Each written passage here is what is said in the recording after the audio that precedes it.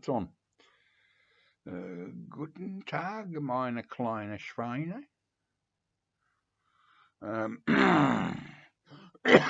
Excuse me, it's not COVID. It's seasonal. It's effing freezing here. Anyway, I've been enjoying some great vids this week. Alan Static Traveller, Harris Pilton, HP, John, Bip Bop Boom, Michael, 45 RPM audio file. Not the MoFi shit. I have no interest in MoFi. I think I had one MoFi. I think it was Abbey Road, and I think it was Abbey Road, and it sounded effing great. I don't like Abbey Road. To me, it was when that came out, we were all into prog and blues, and Abbey Road just did not come. You know, it was just of no relevance whatsoever. But I somehow picked one up over the years, and when I played it, I went, "Holy crap! It actually sounded really, really good."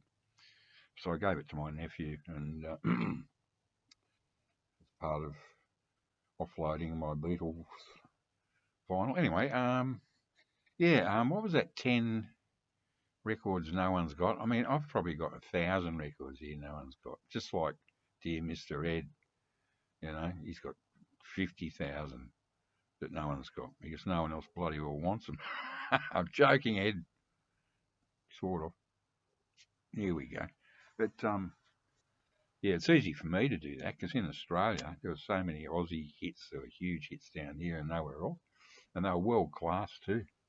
World class stuff, and no one else got to hear it. Very few. So I'm not getting caught up in that shit. But I did pull out one that. This is one that just knocks my socks too. I have shown them before, about a year or two ago, when I showed my 20 or so CBS singles. CBS didn't release a lot of pop stuff. It was mainly Bob Dylan and that sort of thing. And but when they did come out with some of their pop 45s, there were some real rippers in there. I've got two of them here. So, two examples. These are both Australian copies. That's the wonderful plastic bag version. These are originals from 66. Both of them, I think. Yes, pretty sure. Actually, that one is CBS BA 221223, BA 221289. So this came out before this one. But these are both originals. Sometimes they came in the paper bag. This is my original, which I bought in 1966. As you can see, this is very bad reception here tonight. But as you can see, I looked after my records, the ones that didn't get stolen, that is. I lost a lot. I lost a lot of them. Someone stole a lot of my collectibles back in the 60s. But if you look, you'd swear this was mint, but it's not. I played this a lot. No spindle marks.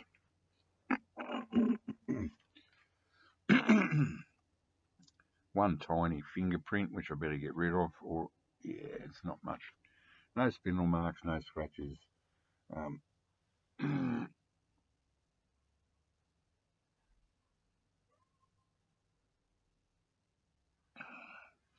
Thane, Russal and 3. When we heard this on the radio at the time, we thought, shit, this is the new Stone single. We're going, wow, it's great, And then we found out it was Thane, Russal and 3, and everyone said, no, it's the Stones, but they've just put this out and came up with another name. But no, Security, the great, great Otis Redding track. But this is a real punk garage version of it, and it's killer stuff, trust me. Production by Raven and Banks. Well, Paul Raven, which is not his real name either, Paul Gadd, I should say, became Paul Raven, and then Gary Glitter. So we have a kiddie fiddler produced this one. It's a pity. The colours are all screwed up out here and under the fluoros, but this is a very nice orange. Looks washed out there. And the B-side is an absolute ripper too. Your Love Is Burning Me, actually written by Thane Russell. That's not his real name. It's, Fred Smith, whatever. But yeah, classic. You won't find this anywhere. I think it was a hit in Australia. I can't quite remember how high it got, but it was definitely in the top 40, probably top 20. And I know it was released in Europe because I've seen a picture sleeve one from France or somewhere. But this is extremely rare, and I doubt if anyone else would have this. And if they have, let me know, because this is just an absolute treasure to me. This used to go for about $70 40 years ago. You know, I would never part with it ever. So,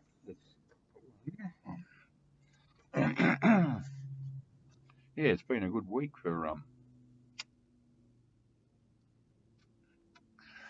scandal and that sort of thing.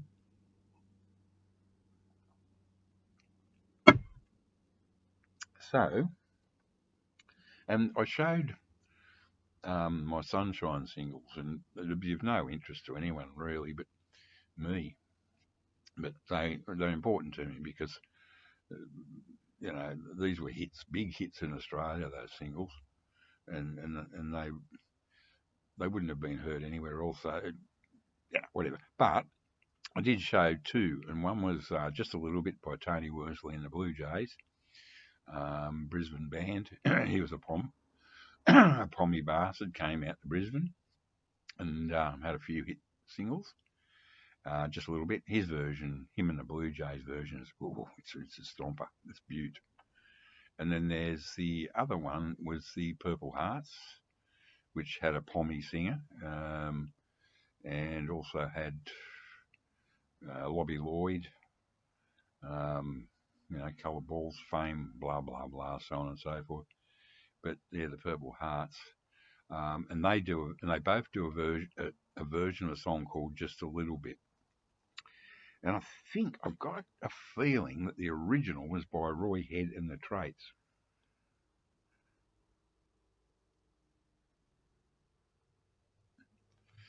This is Treat Her Right. This was a hit in Australia. Probably, top 20. It was definitely top 40. It's my original from 66 from the plastic bag. I don't think I even played this. I must have played it once and never played it again. The B-side, Sail On My Love. That doesn't sound very tempting. But this is Roy Head and the Traits, written by Roy Head. Yeah, out of Texas, I think. Great stomper, this one. Fucking ripper.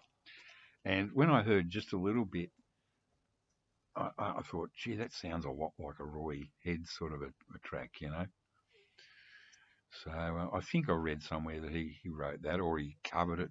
Anyway, that's just Treat Her Right by Roy Head and the Traits. I'm sure Mr. Ed would have that. Possibly John Bip Bop Boom. But yeah, two treasured 45s from the 60s. So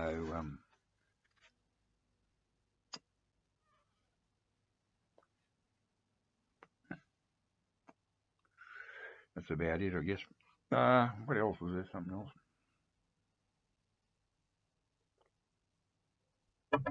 Sorry, this is the first time I felt like coming outside. Yeah, so that's much ado about nothing, I suppose, but not really.